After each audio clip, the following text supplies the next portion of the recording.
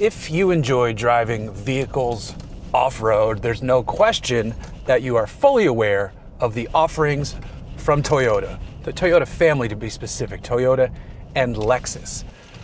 We've got a new 4Runner, we've got the new Tacoma, we've got a new Land Cruiser. On the Lexus side, we have the GX, and yes, we have the LX. I remember being impressed when I drove the LX600 off-road. I expected it to be terrible, and it was actually pretty comfortable. But of course, there's always room for more, be it a larger number, such as this one, the LX700H. But to prove that it is a real deal off-road machine, it's not just a regular LX700H, you can get this one as an Overtrail.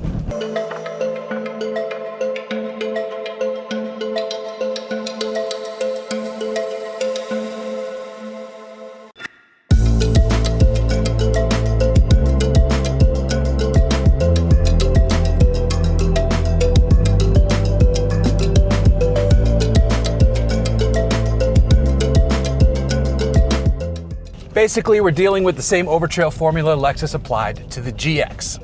Smaller wheels, knobby tires, upgraded suspension, and maybe a diff lock or two. This is as close as you're gonna get to the real deal 300 series Land Cruiser that we don't get in the United States. I have no problems with the 250. I'm a fan of it. I like its smaller size. I'm happy there. I also really like the Lexus GX. I think that's the one to get, and I'll more on that in a minute. But the Lexus LX700H Overtrail is pretty darn great and might just surprise you. Under the skin, it is basically a 300 series Land Cruiser. On the outside of the skin, it is very clearly a Lexus. And that's the one part I don't like about the vehicle is the snout. It has that big spindle grille. Everything else about the outside, I actually think looks good. I like the boxy shape. I like the really taut, squared off rear end. I like the choice of wheels. I like chunky tires on things like this. Seeing them with regular tires always makes me a bit sad, even though 90% of the people who buy these will never take it out on the dirt. Just know that you can though. I mean, the same could be said for a handful of off-road brands. How many Land Rovers do you see dirty? And this looks exceptionally good with its nori green paint. That is one of my favorite green paints on the market is nori green. On the inside, it's comfortable. It's a Lexus. One of the only options is a Mark Levinson sound system that adds like 25 speakers, but the rest of it as it comes stock is fantastic. This, unlike the GX, you can get this as a 3-row, but you can also get it as a 2-row as well, which is the way I would do it if I were buying one, because I'd rather have more cargo room than more people room. And that 3rd row is pretty cramped. But you can fold it down and it creates kind of a pseudo flat load floor, but there's a gap between the 2nd and 3rd rows, which is really handy when you're carrying a new rear end for your 67 Mustang, as I recently found out, so that the 3rd member can rest in the gap space. That was handy and convenient. And then you use the seat belts as tethers and it doesn't roll around. This is a truck and I used it as such. But if you had to sit back there, it is for kids. It is not for adults. The rest of it is nice, familiar. You got 2 screens. There's a 12.3-inch screen here in the center up top. Then there's a smaller screen which handles HVAC, the different car modes, and a few settings. But the upper screen is where you'll find CarPlay and audio and all that stuff. These come standard with a head-up display. There's a digital gauge cluster ahead of the driver.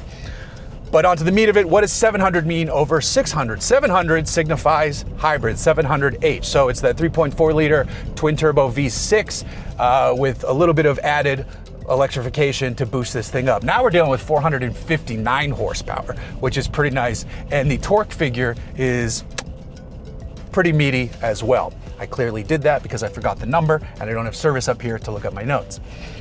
You do have the 10-speed automatic. Now the electric motor isn't, some big Hondo motor sitting on an axle. It actually lives between the engine and the 10-speed gearbox, so it's not taking up a lot of room. The battery takes up a fair bit of space, which is why rear seat, legroom, and rear packaging is a bit compromised.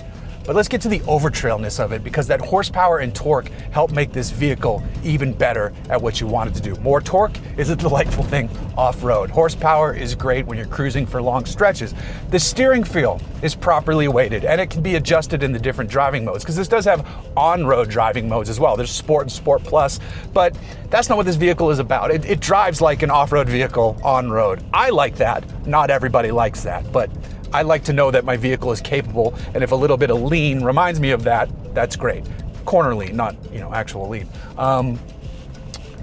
out off pavement, it's supremely comfortable. You know, you have adaptable air suspension, you have the AHC system. This is triple locked. This has front, rear, and center, and all LXs for 25 get a center diff, but the Overtrail gets the front and rear, which if you're going off-road, just having a rear locker is a game changer. When you add in that front, you can scale mountains. If you are fully locked, you can do anything. You might rip off some bodywork, but they did a good job tucking the rear. Like I said, the front is better, but they just need to redesign that front end, and I think they are aware of that. It's a pleasure to drive off-road. It's comfortable. It's very quiet here in the cabin. The power delivery is really nice and smooth. And when you're not off-roading, if you have the windows down, you can hear a little bit of turbo noise, but it's not crazy, but that's always fun to hear.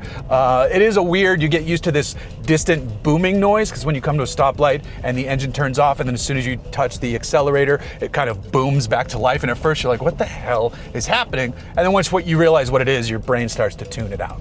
But driving wise, this thing is a champ. I'm a huge fan of it. I think it's as close as we're gonna get, like I said, to the 300 series Land Cruiser. Now, I wanna back up because I talked about the Toyota family of vehicles, and I'm obviously counting Lexus in that. Of the new crop of vehicles, there's a little bit of something for everyone right now, and they're kind of priced where, you know, the top of one will kind of run into the bottom of another, and that's very much by design. So like if this one doesn't have what you need, you can jump to the next one, sort of thing. If I had to pick all of them, you know, Tacoma, 4Runner, Land Cruiser, GX, and LX, my choice personally is GX Overtrail. The engine in that is fantastic. It has the EKDSS, so you can has disconnecting sway bars. It's got the rear locker. It's got the chunky tires. I like that you can get it with 2 rows and then tons of cargo room. It's similar in theory or idea to the Defender 130 Outbound, which I also enjoyed that one more than I thought I would. I thought it would be scraping rocks everywhere, and actually it clears obstacles pretty darn well. I used that to win one of the rounds of the Defender, or whatever the heck, Trek, Land Rover Trek, that's what it's called. Media Wave, not the real competition, because they're afraid to let us compete. They should just let us compete, but they're afraid of that. And yes, I am going to try to sign up for the Defender Trophy once they finally announce North American signups. They should just let me in. I'm just saying, but whatever. So GX is the one I'd get because I think for what it is, because it's still a Lexus and it's an off-road capable Lexus, it's actually priced pretty well. It's, you know, sitting above the Land Cruiser, but the top of the Land Cruiser touches the bottom of the GX. And then you don't need to pay insane TRD Pro, Trail Hunter, 4Runner prices, because no. This LX is nice. I don't need a vehicle this big, though it does drive nicely. I like that it feels like a truck, but it still feels like a Lexus. They've managed to combine the dual nature of that idea really nicely. It brakes well, it handles well enough, knowing that you're gonna get a little body lean, and you know, you're gonna get body lean in corners, but it's fine. But here on the trail, again, quiet, comfortable. These are great qualities in a modern luxury off-road vehicle, and that's why I would go with the GX. You know, because when you do factor in price and size, that vehicle makes sense. Speaking of price, these start, I think if you delete the third row, you can get it down to 113, but otherwise they're basically 115,000. And I think that only option stereo system is probably another 2,500 bucks. So if you fully spec'd one, I think you're at like 118. Tons of money, but if you consider where top tier, last gen full-size Land Cruisers and the LX, whatever the hell the old LX number was on that one, those were like 100, 101. So, and those are old now. So with inflation and all that, and how much potentially better this vehicle is, that's under 120 is actually not that crazy for this thing. At least I don't think it is, but it still makes the GX that much more attractive. It is a good machine. It is a good looking machine if you can just kind of cover up the front end a little bit. I have seen some already aftermarket modified ones where they've cleaned up the nose and it looks fantastic. I think Descent Off-Road did one that looks excellent. It's already got lights on it. It's looking good. Big fan of what they've done here with the LX. This is the 300 series Land Cruiser we didn't get, just with nicer badges and a nicer interior.